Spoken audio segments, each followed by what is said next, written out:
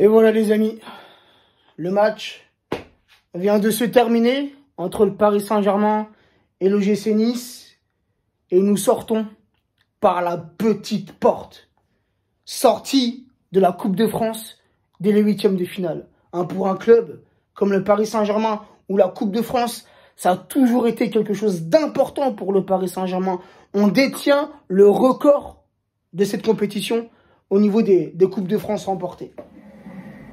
Et là, on s'incline et on sort comme des merdes. On sort comme des merdes. Je sais, pour certains, c'est pas important. La Coupe de France, c'est pas important. Le Trophée des Champions, pour certains même, c'est pas important. La Ligue 1, pour certains, il n'y a que la Ligue des Champions qui compte. Et je veux bien, c'est vrai que la Ligue des Champions, c'est le Graal. Ça, on est tous unanimes sur ça, les amis. C'est le Graal. C'est la plus importante des compétitions. Mais quand tu as l'habitude de remporter une compétition telle que le Trophée des Champions, même si ça se joue que sur un match, quand tu as l'habitude de remporter la Coupe de France, tu peux pas, frère. Tu peux pas lâcher ces compétitions comme ça, comme si c'était de la merde. T'as pas le droit. Et moi, j'ai pas aimé ce soir. Et quand j'entends Kipembe, à la fin du match, dire que les joueurs ont bien joué, c'est inadmissible pour un joueur qui porte le brassard de capitaine. C'est inadmissible. Même pas capable de reconnaître que les joueurs n'ont pas été à la hauteur. Les joueurs n'ont pas été à la hauteur. Je suis désolé, les amis. Désolé.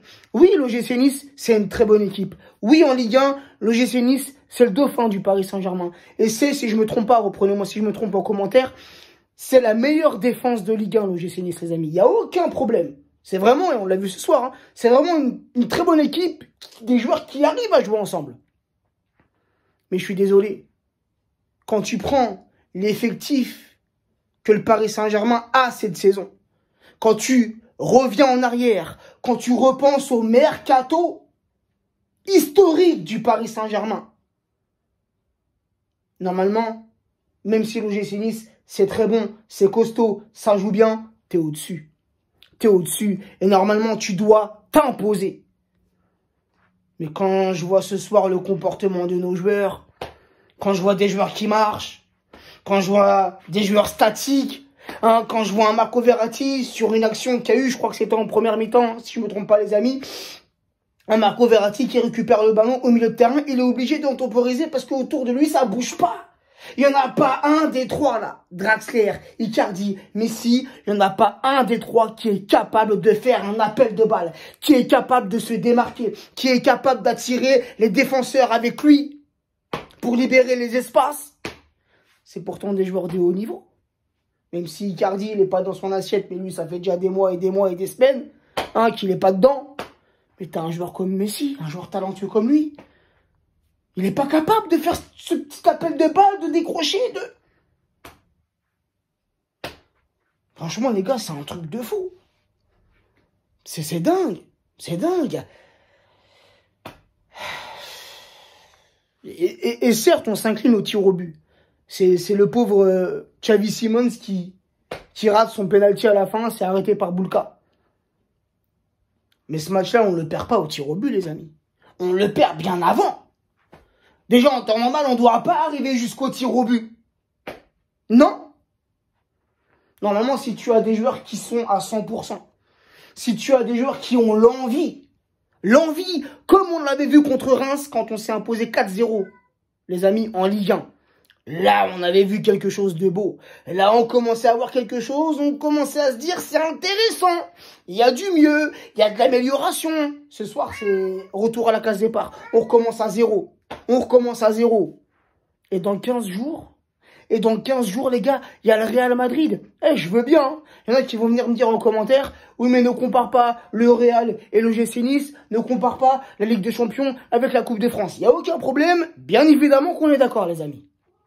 Mais un match contre le Real, un match d'une telle importance, d'une importance capitale, un match de Ligue des Champions, ça se prépare en amont.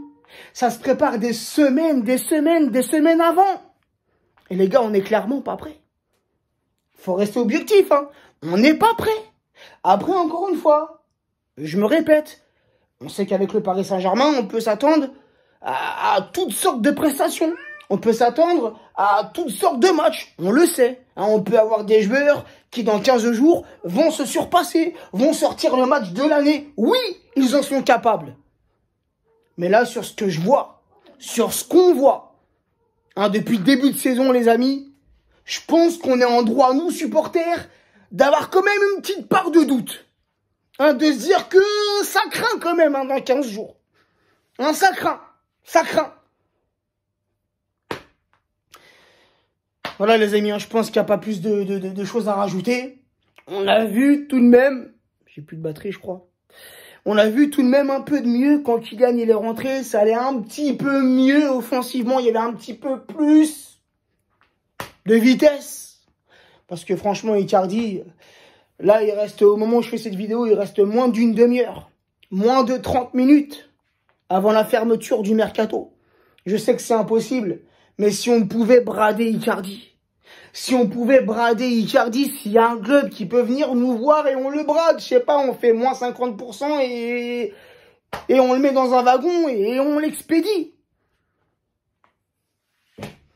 Ce joueur, moi, il me rend ouf, frérot. Il me rend ouf, il sert à rien. Il sert strictement à rien, ce joueur.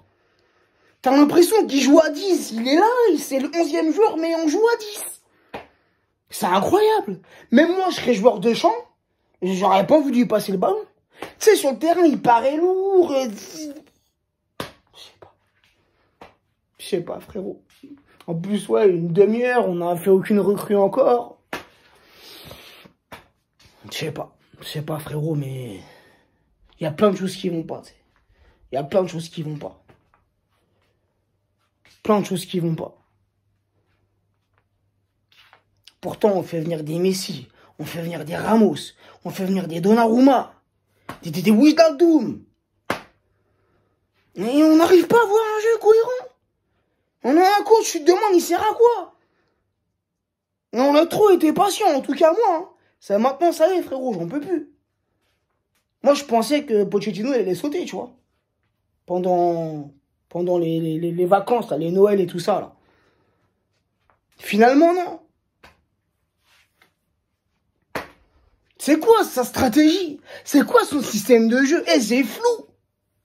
C'est flou. Il n'y a pas d'identité de jeu. Il n'y a rien. Et avec les joueurs qu'on a, encore une fois, je me répète, et l'effectif qu'on a, c'est pas normal, les gars. C'est pas normal. À la base, là, t'as une équipe, elle est bâtie pour la Ligue des Champions, frère. Elle est bâtie. Normalement. Et on sait même pas si on va aller en quart. Bref, la team, je m'arrête là. À la base, c'est quoi? J'ai même pas envie de faire le débrief. Je vais pas te mentir. Puisque je commence très tôt. Là, je me lève dans même pas 2 heures pour aller au taf. Donc, je me suis dit, le match terminé et je vais aller dormir. Mais non. J'ai pris mon téléphone, petit débrief, mais genre vite fait, tu vois. Mais vraiment, ils m'ont mis grave colère. Ils m'ont mis grave colère. C'est pas normal. Tout de même, s'il y a un point positif, les amis, c'est Kehrer. Moi, je sais que je l'ai beaucoup critiqué. J'ai souvent été dur envers Kehrer. Mais j'ai l'impression qu'il s'améliore. Plus il a du temps de jeu, plus il s'améliore. Et ce soir, il n'a pas fait un mauvais match. On va pas être méchant. Il n'a pas fait un mauvais match. Il n'a pas été non plus genre ouf, tu vois. Mais il n'a pas fait un match de merde, tu vois. Il a mis cette petite tête là sur le centre extérieur là de Mbappé. Une petite tête comme ça. Il a essayé, tu vois. Non, je trouve qu'il n'a pas été mauvais, Kehrer. Voilà, je voulais juste souligner ça.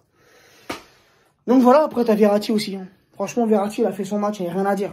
Verratti, il est là, et il contrôle le milieu de terrain, et Verratti, il est grave précieux, les amis. Verratti, il est grave précieux. Après, je sais pas pourquoi Kylian, il a commencé sur le banc. Peut-être que Kylian, il aurait été titulaire, ça aurait été mieux, je sais pas. En tout cas, on sort en 8e. On sort par la petite porte. On sort comme des merdes, tout simplement parce qu'on a fait un match de merde.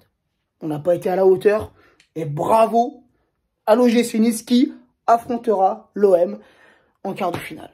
Ciao la team.